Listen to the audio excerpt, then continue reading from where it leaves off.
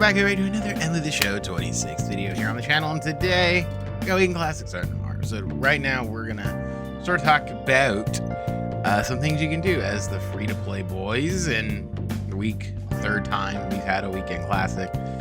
Apart from the weird oddities of the game, there is still stuff to be played and a lot of stuff that we can kind of work on and do and such as the game sort of goes along here. So as a free-to-play player like myself, who are some guys we can use? So we're going to talk about the free-to-play options and kind of the strategy to take in if you are kind of like I'm going to be terrified and scared and don't necessarily want to play. I think you should all play it. You should all take a shot at it and sort of see what happens and kind of go from there.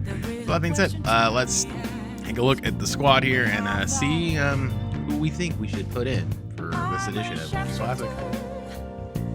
So realistically, we're the biggest proponent I would have here for you is ultimately pick swings you are good with, cards you like, a lot of stuff here. This isn't necessarily like the final go about it by any stretch of the imagination. First base here, I'm still using the Ben Rice. I think this Ben Rice is amazing. I am kicking the bejeebies out of baseballs with him. Unless something comes out tomorrow that is better than him, P5, good old Benjamin Rice is going to stay here to stay. However, if you like Murakami, by all means use Murakami. He's got vision of 46, but we're using cards with lesser vision in here. He can step in there if you want a little bit more pop. Him P5 would be 90, 99 with a modification. He could probably be higher. Yandy, if you're sort of like, I want better vision, he was also free. You're kind of going to see a lot of 93s around here. I think that'll change his card tomorrow. He's really good. That vision is good. I mean, got some pop, but if you want more pop out of first base, unfortunate. The Mural City Vlad is also pretty good. I think it's going to be higher than I think Rice would be at P5, but they're kind of similar in a way. He's got better defensive capabilities, so he's also a good option.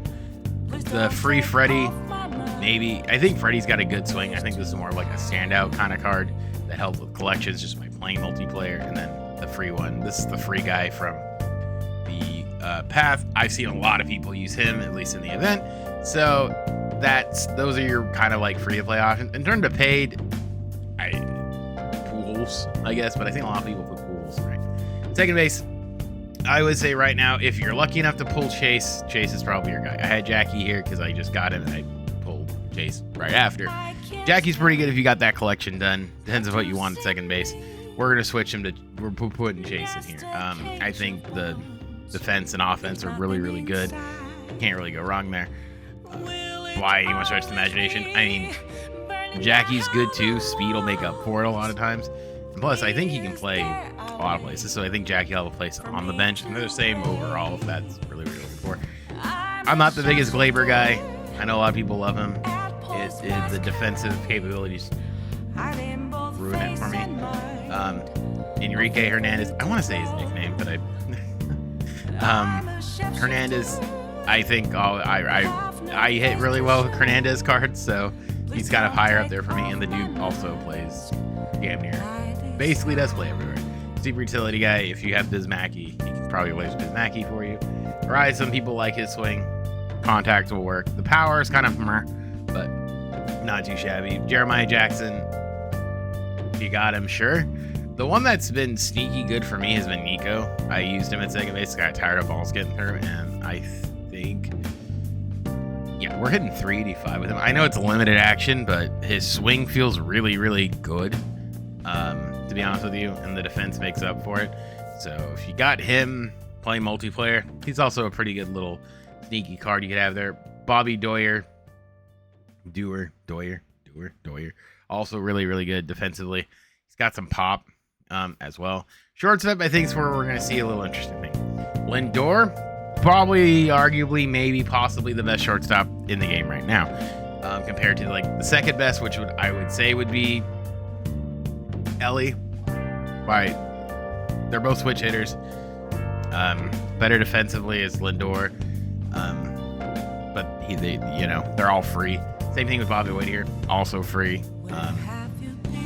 Any of those three guys, I would say, you're good. Best center fielder in the game, or second best center fielder in the game, Jimmy Rollins, also an option. I haven't used his Dansby. I've heard good things about Dansby. No. Ozzy, if you're really defensively and you want to be different, sure. He's got the speed, so a lot of stuff he'll beat out, especially if you want to button cheese your way through it. This card, is just... all right. I forget he won a Gold Glove, and it's just there. I would say Trey Turner's also a sneaky pick if you're kind of like, ooh, I like Trey Swing. There you go. So that whole page there. Third base, I think, is where we get a little bit different. Colt Emerson, I think, is fun if you're very much like, I want good defense and a decent bat. He is very that good defense, decent bat. Matt Carpenter, I'm surprised that I've hit as well as with him when I've used him a little bit. So he's free. He kind of fits that void too. That defensively, he's not as bad either. He can play first for you too if you really want him. Nolan, good defensively. He's got a decent stick too. For third. These two guys, I say, are in the same boat. They both have really sweet swings, and when you make contact, they go a long way. So you got three righties and a lefty, Baez and Gloss, I would say. If you, again, Baez has defensive metrics. They gave him 62 vision, which I think is generous. But I mean, you got some. There are options. I would say the best three are these four, just depending on kind of who you feel. Left field, I'm sticking with Miggy. I think this Silver Slugger Miggy has been adequate there. Mickey Moniak, the free one, also pretty adequate here as well if you want to put him there to make things work. I think he's really good. He's good against righties, and there's not a ton of lefties that are meta right now. I don't know if Christopher Sanchez is going to get the lightning card. If he does, we can go from there. If he does, then you can kind of adjust, and you might want to put somebody different out there. Just to be safe, because he doesn't hit lefties really well. But if it's not Christopher Sanchez, he might be a good backup pick. Conforto's also pretty good against righties as well. That's kind of it. I would say just look at secondaries. Like Jackie could be out there. Kike could be out there. Paez could be out there. Ewing, maybe. So, I mean, Carlos Cortez might be really good out there. There's not a whole lot of depth there. Center field, I'm sticking with Trouty. There's, again, we kind of look around the thing. I know a lot of people have been sort of saying, like, oh, Beltran's still good. Sure, Beltran's a viable option. You see there, he's better than Trout in a lot of ways. In terms of the cards you can get, like Johnny Damon, doesn't really have the arm. Grady, I think, maybe would be okay there. Paez. Again, I think Paez is viable, I would say, too. It really just depends on your swing. If you're kind of like, ooh, I don't necessarily know, feel it. I just go with who you feel comfortable with. Right field, I think, has a little bit less weird oddities here. Judge, I think, if you can handle the height, is probably the best choice for a free-to-play player. He's got a ton of pop. He's good contact. Vision's okay. If you can't, Bryce Harper's right there. I think Bryce Harper's swing is usually really, really good anyway. He can hit righties, lefties are adequate. It'll be good there as well. But I don't think it's an option because that 70 power versus right is just... Why? Cortez, I think, is adequate. He's better against lefties than righties. If you look, Springer is okay. Silent Hunter, I think, is going to sneak in there, but he'd probably be more of a DH guy. If he's still like Tatis is viable as well. I've been hitting the crap with Tatis. I got him, so Tatis might be there. That's sort of it. And then in terms of like, oh, what is secondaries? Well, he could stick Shohei out there. Granted, I don't think I necessarily would. I played Carpenter in right field. That hasn't hurt me too badly. That's sort of that point. I mean, same thing Moniak, he's been out there. Catching wise, I like Victor a lot. Doesn't really have pop time. Perez is pretty good too. If you're looking for pop time, JT's pop time is 97. You throw him back there, probably fine. I think Kurtz is 80. 87, 80. you can make a lot of these guys work. Bangaliers, 85. It's not too shabby, but 97. Holy cow. Disgustingly good. I would probably stop there. I know a lot of people love this Brandon Valenzuela card, mainly because they think he's a switch hitter. I think Cal Rally's just waiting to get demoted at this juncture. Just something. That's kind of where that ends. Rick Farrell is another CE guy if you're sort of looking defensive first, but I'm going to tell you, pay the 5,000 stubs and get JT, because I think if you're looking for a defensive catcher, JT's your boy. Pitching or bench, make your fill. I think one guy who can play kind of everywhere, and that, like Sean Figgins here, is reliable. I like Gavin Biz because he does flavor and he's a catcher. He's probably not leaving my bench anytime soon because of that reason. Jock, because he hits giant dingers from the left side. And then, like I said, Lou Gehrig will probably gone for a right-hander. What do we have? We have switch hitter already. For a righty. Ooh, I don't know. Larry Sleep, probably Yandy, maybe? No, yeah, because everyone else is a lefty. Probably Yandy. Let's just say Yandy. Get a little more contact out there. Pitching-wise, pitch whoever you feel comfortable with.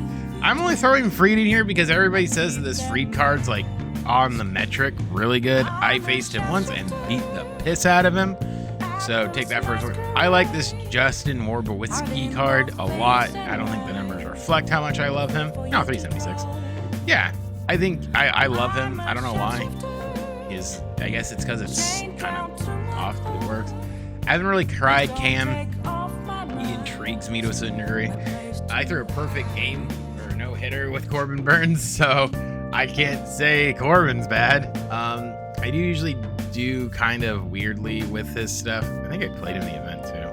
No, I guess not. Ignore the fact that it's 4 innings. We mercied the guy re-quit. I'm just like, oh, whatever. Generally speaking, when it comes to Corbin, I'm not the biggest fan because I don't think the straight fastball kind of ruins it for me. But the cutter works really, really well. A lot of people say, oh, we see him a lot, so it doesn't work. The free quasi Jacob deGrom.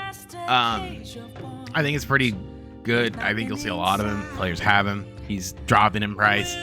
My suggestion, if you are a quote-unquote bad player, do the showdown. Do it every day. Do it to start, because you're going to see faster pitch in the Hall of Fame when you go to All-Star. If that's where you are, it'll be a little bit easier. Do Diamond Quest on Go. Just get used to the pitch speed, so then when you get them down, you'll be like, oh, this is slow. Instead of saying, oh my gosh, this is quick. So you get that little bit of, discrepancy there, which is always good. So I think he'll be pretty good. Breaker Outlier is really good. Outlier, also really good. 100 win club for Jacob deGrom. Pretty good that he was a free-to-play in a quasi-extreme event. It'll take you a little bit, but I think patience is a virtue. And I think it'll make you a better player. And I think ultimately that's what you need to be looking at these things are. Bullpen, again, kind of whoever you feel comfortable with here. This might change. I'm very much looking for guys with a lot of pitches. I think all these guys have 5 pitches at least. He's got 4 pitches. I think 4 pitches. Yeah, 5. He's got 5. I think Raleigh has 4. He's got 5.